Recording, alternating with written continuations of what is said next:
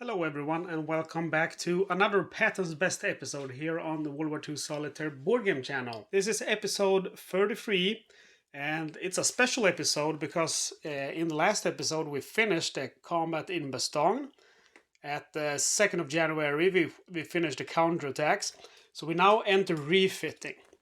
So I fought long and hard on my tactic for the coming days. And I figured that I can actually upgrade my tank now. Our combined crew rating is 10, 19, 24, 32, 40. And you only need a crew rating of 35 or higher to be able to upgrade your tank during refit. So we are going to change this Easy 8. And we are going to change the Easy 8 into something rather spectacular. We're not going to change it against the Easy 8 with a H turret, because remember we had the G turret, which has one small limitation on the commander, that the commander cannot spot to his rear left because of the fact that you have a split loader's hatch. So for that reason, you might want to upgrade to number 16, which is going to be or number 17, I believe it is, with the oval's loader hatch.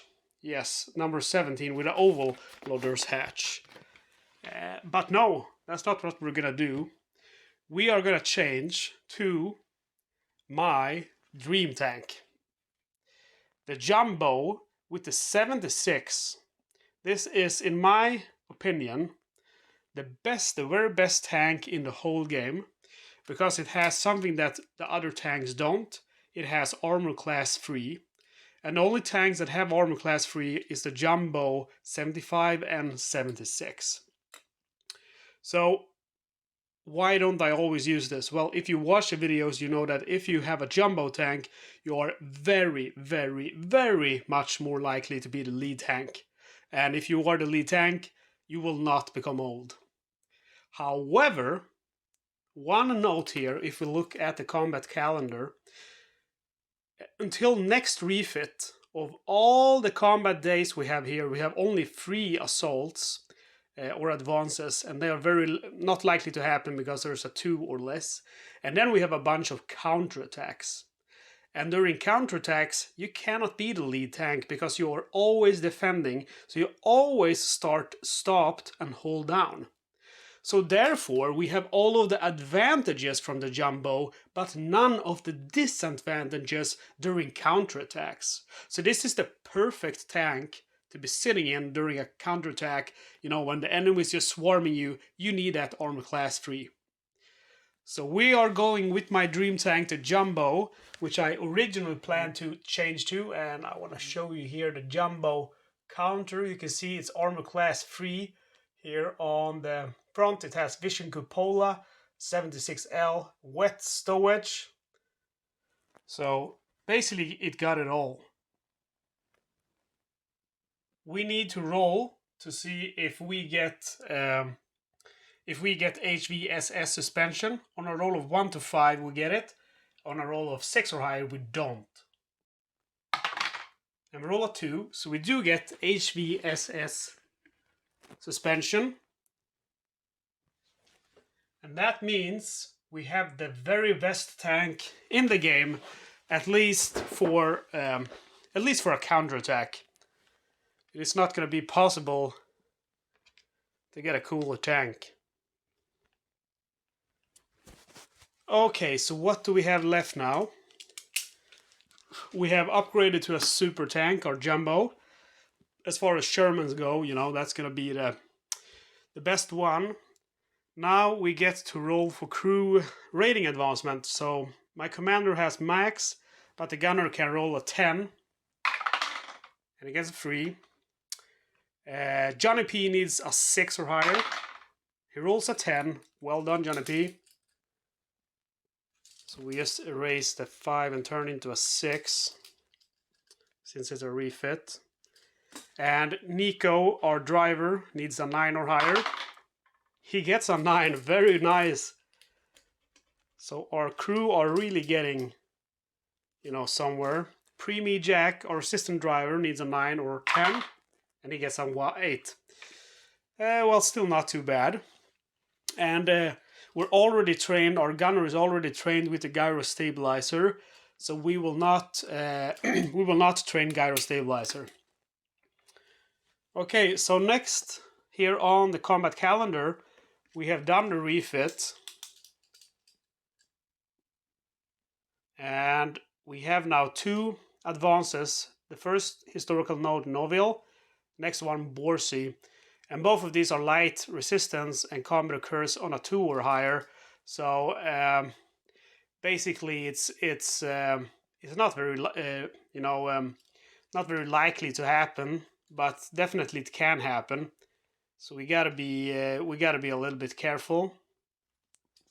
I'm just checking out here the other refits if we have marked them. Okay, so we start by rolling for the first one, Noville. We need to roll 3 or higher, and roll an 8. And we don't want combat now since we have the jumbo tank. We don't want advances. Next one, the same. It is Borsey, 2 or 1 lower to, yes, we have a 5, so no combat. And then we have a bunch of counterattacks here, and this is defensive positions for quite a few days. And these are the same. Combat occurs on a roll of 1 or 2. We skipped the first one, and I'm gonna mark them here instead. And then we go ahead and roll again. Skip the second one. And skip the third one.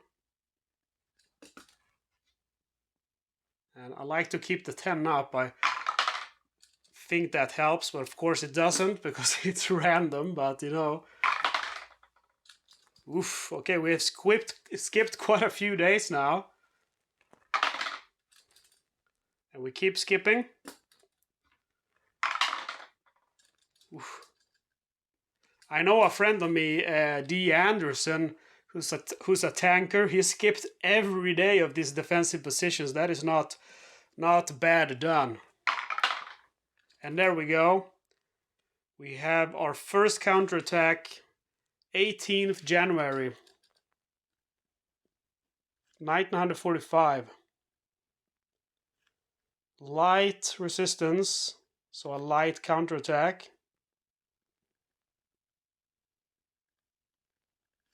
Light counterattack. So you can see now we are about halfway down here on the 3rd row of the combat calendar. So we really don't have a lot left. I am getting more and more positive on being able to perhaps survive the whole campaign and actually win. Okay, we need to determine weather. So we consult the weather calendar. We are now in January. 1 to 44 we have clear, or 87, that is going to be snow. And what kind of snow will we have? 6th and +1 because we have a modifier for December to February, so that turns into 7. That's ground snow.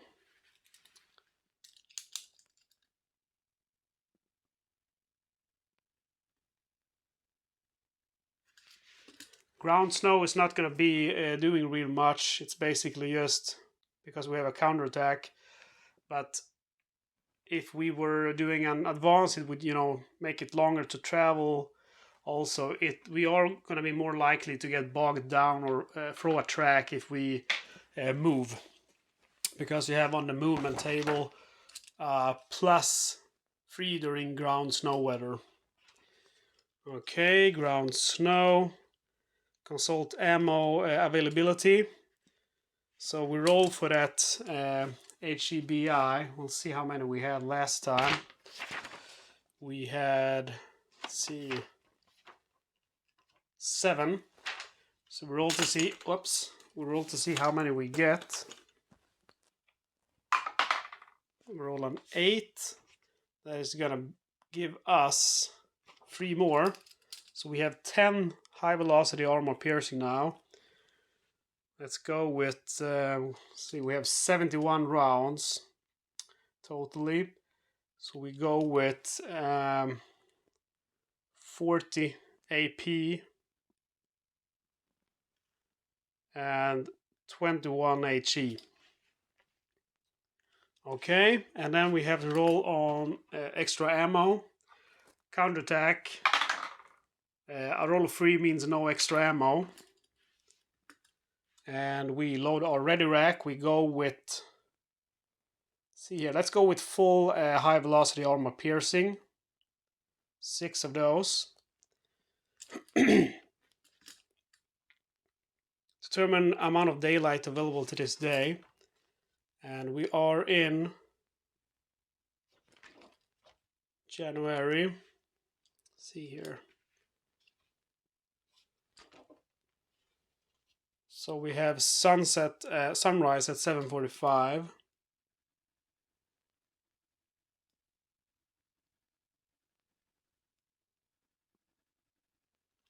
Then we have sundown at 4:30.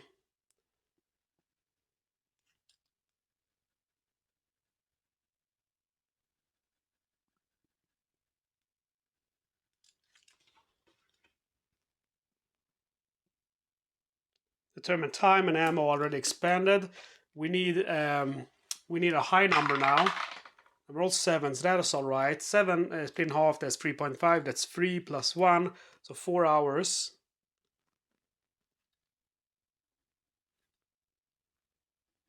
Has passed.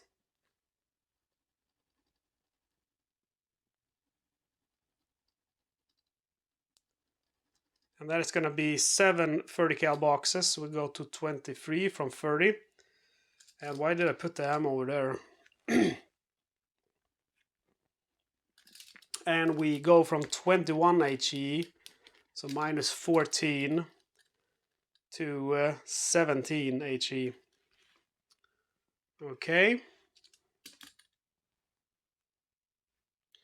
Determine your tank's deployment table. We always start stopped and hold down when we are on a counterattack. Marking the open hatches.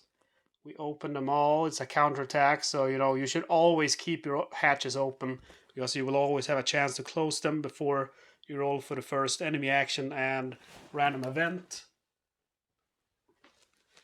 And mark the round in the main gun. Of course, we go with. Should we go with perhaps high velocity armor piercing this time?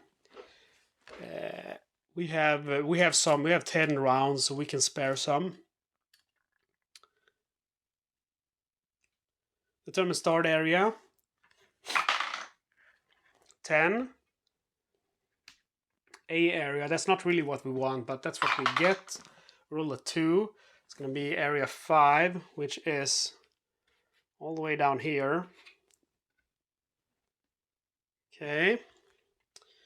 And okay, so now we start with operations and so on. So the first thing I'm going to do is spend 1 hour calling for ammo. I think that's 1 hour. Yes. So I mark off 1 hour of time. On a roll of 1 to 7, I get ammo. I roll 3, so I get full ammo. So we go to 30 from 23 30 cal boxes. And we go to 21 HE rounds from 7. So we fill up on that. Now we roll to see if there is combat. We have light for today. So combat would normally occur on 8 or higher, but now we are in an A area. So it's going to occur on a 7 or higher. Roll a 3. Yeah, we should also mark off 15 minutes before we roll. So we mark off 15 minutes here again. And roll again. Roll a 6. So no combat. We mark off 15 minutes and roll again. Roll a 4, no combat. We mark off 15 minutes and go again. Roll a 9, so we mark off 15 minutes and then we start combat. Okay. I'll put that over here. And it's light resistance. We're going to have 2 enemies. First enemy 83, that is going to be light weapons. Second enemy is 80, which is going to be a machine gun. Light weapons will go over here. Distance will be medium. range, distance. I know there was a modifier for that, right? Yeah, no, that's the terrains. So terrain will have the +2 counterattack modifier. That's 11. So he is moving in the open. That's gonna make it easier for me to hit him. Then we have the MG team who will spawn over here. Distance is going to be close. And his terrain, 11 +2, because it's a counterattack scenario. That is gonna be woods. Okay, then we roll to see if we have a ambush. We have an ambush on a roll of 1 to 7. Yes, we roll 7. We have an ambush, meaning we get to act. I try to spot the light weapons with my commander. I roll a 2, so he is spotted indeed. Then I attempt to spot the MG team. 7, he's also spotted. Remember, my commander has a 10 in rating and spots anything 10 or lower. And okay, then it's time for actions. With my gunner, I shall fire the 50 cal. See where we have that. He shall fire the 50 cal. The commander or gunner will rotate turret. Our loader is going to go ahead and change gun load to HE. And there you have it. The system driver cannot fire the bow MG since we are hold down. Okay, so I go ahead and roll for my 50 cal. I fire against the light weapons. Let's see what we need to kill that target. 50 cal at medium range, 20 or lower. Minus crew members rating, that's 30 or lower. Versus light weapons moving in the open, that's 45 or lower. So yes, 45 or lower, we get light weapons. And we roll 44. So we managed to kill these light weapons with our 50 cal. We mark off a personal VP here for knocking out light weapons team. That is VP numbers 38 for our commander. And yes, we rotate the turret against the machine gun, and we change gun load to HE. And let's see here. Yes, sir. That's it. Okay, then we roll for friendly action. And friendly action to kill this machine gun, we need a roll of 1 to 39. I roll 81. We roll on the random events table. And roll 55. I believe that's enemy reinforcements. Yes, that is enemy reinforcements. Roll 2. That is going to be a self-propelled gun. And he will spawn over here. He will spawn at, I believe that is medium range. Yes, it is. And his facing will be front. And his terrain, 3 + 5. That's going to be in the woods. Okay. So it's our turn again. Since that was the ambush, I will attempt to spot the SPG with my commander. 9, so it becomes hidden. And okay, let's get rid of these orders. I am gonna go ahead and do some other stuff now.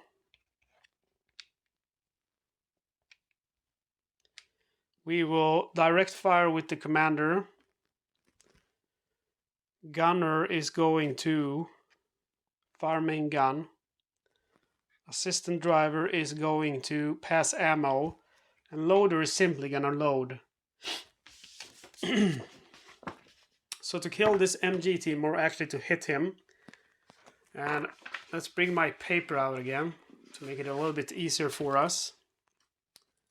So first of all, to get rate of fire, the base number is 20. And then minor gunner's rating, which is 6, so that's 26. Minor loader's rating, which is, okay, the gunner's is actually 9 and the loader's is 6, so we take a 9 now, so that is going to be 35. And minus assistant driver's rating if he's passing ammo, which he is, and he has a rating of 8, So then we have final number to get rate of fire is 33 or lower. And then to hit the target, the infantry target at close range, we use direct fire, 55 or lower. Acquire target, no. Crew gun rating, so that total combined crew gun rating is 25. So we have 80 now. But then we have targeting woods +5, so then we have 75. So the final number is going to be 75. So we put an acquired target here on it, and we mark off 1 HE round. So we go from 21 to 20, and we roll now to see if we hit. We need 75 or lower. We roll 43, so that is exactly what we need because we both hit and we get rate of fire. So we shoot again. We mark off 19 now, and now it's acquired by 2, but we get acquired by 1 modifier. Acquired by 1 is going to give us -5, so we now, instead of 75, we need an 80 or lower to hit. We fire again. Boom. Awesome. That is another HE hit and another rate of fire. So we go from 19 to 18 HE rounds. And acquire the enemy now by 2. So instead of 80 to hit, we need 85 or lower to hit. So we fire again. Come on. 20. So we have 3 hits on him. Should we keep firing? Yeah, why the hell not? 17 left. 64. So we get 1 final hit. I'm just gonna put let's see, what should I put? A smoke X2 marker. So we don't get rate of fire again, but we do get a hit. So that is going to be a total of 4 hits. So to kill infantry target at close range is 55 or lower. And no modifier here. So first shot, the smoke X, 55 or lower. And roll 30. So he's dead on the first shot. So we go now to 39 VP. And we mark off another personal kill by the commander and his team. So that was a little bit overkill. But you know, I'm always calling for ammo, so there's no reason at all for me to save or conserve ammo. Let's see here. Yes, he's dead.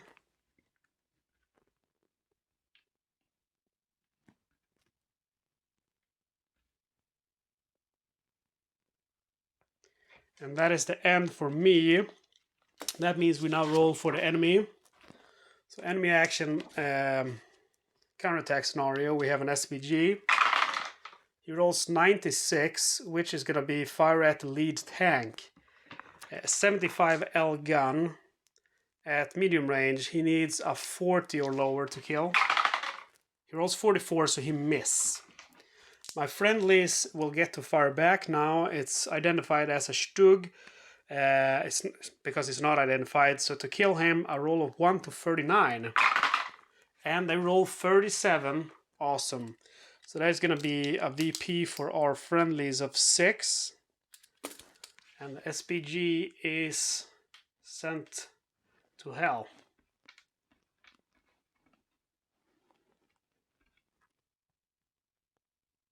And we roll on the random events table. And we roll 65. I believe that is enemy reinforcements again. Yes, it is. So we activate 39. 39 is going to be light weapons. And they will spawn over here at medium range. And terrain will be 6 plus 2, that's 8. It's going to be a building. Okay. So what we're going to do now is try to spot him first. And we'll roll a 7 as he's spotted. And we'll rotate the turret and fire main gun. And commander will direct fire. Passing ammo, just as before, we do the same. So whoop. and we mark off an HE round here. We go from 17 to 16. So to hit now, light weapons, which are at medium range, we originally need a 30, which becomes let's see, combined crew rating is gonna be 25, so it becomes a 55. And then we have rotate turret 10 per sector, so 55 turns into 35. And target in building plus 15, so 35 turns into a 20.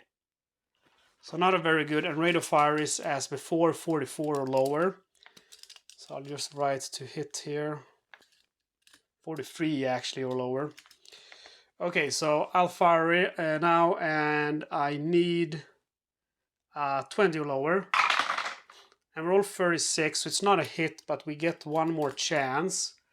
So let's see, now it's acquired. We mark off an HE round, we go from 16 to 15. And to hit this time, because it's acquired by 1, we now need a 30 or lower instead. So we fire again. And we roll 82, so it's not a hit. And yeah, we don't get rate of fire either. So then we go and roll for the enemy now. Enemy action, counterattack scenario, 18, that is going to be move forward. So he moves closer. His new terrain, 9, that is going to be moving in the open. Actually, it's just going to be open, only 10 is moving in the open. So he's moving in the open. Get rid of the building. And he's not acquired any longer. And not spotted. Alright, my friendlies get a chance to kill him on a roll of 1 to 39. And roll 37, so the light weapons are dead. Whoops. We mark off a kill. And see here, we also got an SP. I marked that on the wrong one. And exit area is 5. We'll just hide it under the after action report. Okay, we still need to roll for random event. And roll 8. That is gonna be friendly artillery, which is not really necessary now. So that ends the battle. We go ahead and change our turret. And let's see here. Okay, first we roll to see how much time passes. And roll of 4, that's 2 plus 3, that's 3 hours. So that is going to end the day. Here we have 1 plus 2 plus 3, so that is going to be the end of the day. So counterattacks are actually quite fast. Let's go ahead and evaluate the mission. We have scored a total of 2 personal VP from knocking out light weapons. And friendly forces killed 1, so that's 1 VP. But they killed a self-propelled gun for 6 VP. So total for our tank, because it's doubled for the kills, multiplied by scenario code, which is C. So our VP is 4, our friendly's VP is 14, and territory is 0. So our total VP for today is going to be 18. Not very impressive, but I mean, it's a counterattack, so we don't really decide, what comes at us and what we can, kill or do. Roll for crew advancement now. Our gunner needs a roll of 10. Nope, he rolls a 6. Our loader, Private Johnny P, needs a 7 or higher. Yes, a 4. Our driver, Private Nico, needs a 10. 9. Our assistant driver, Pre-Me Jack, needs a 9 or 10. Roll of 3. So no crew advancement today. That's a little bit sad. Also, I've noted here that my tank is hot lead, but that is actually not correct since we changed tank. So I have a list here, a roster. So our new tank should actually be Country Bumpkin. Let's see here, Bumpkin. And hot lead was replaced during refit. Awesome. That, my friends, is the end of Patton's Best episode 33, another successful mission. We are currently in a jumbo tank, so I'm highly looking forward to the other counterattack scenarios. I really hope that we can, get a tiger or something here and, just blow them to pieces. That would be legendary. So far, I've killed, I think, only a Panzer IV, and I mean, playing without recording, I killed a couple of martyrs, trucks, and Panzerspeerwagen and Speerwagen. But I've never killed a panther or a tiger or a king tiger for sure, and I never killed a Jagd Panzer IV or a Hetzer. So those four are still on my kill list, and I would like to, before I pack this game up and say okay, I'm done with it, I'd very much like to get to kill at least each kind of enemy target at least once. Perhaps not the king type, because that is basically, you have to roll here for a tank, you have to roll number 10, which is, a tiger, and then you have to roll again. If you roll 1 to 80, you get a normal tiger. If you roll 81, let's see here. No, if you roll 1 to 80, you get a panther. If you roll 81 to 94, you get a tiger. And if you roll 95 to 100, you get a king tiger. So getting a king tiger in this game it's not impossible, but it is next to impossible. And getting a tiger is also super, super rare, which makes it very ironic that an unspotted tank is a tiger. I know many people don't like that rule, and me myself, I do like it, but I think a tiger is a little bit overboard. It could have been a panther, Panzer IV, whatever.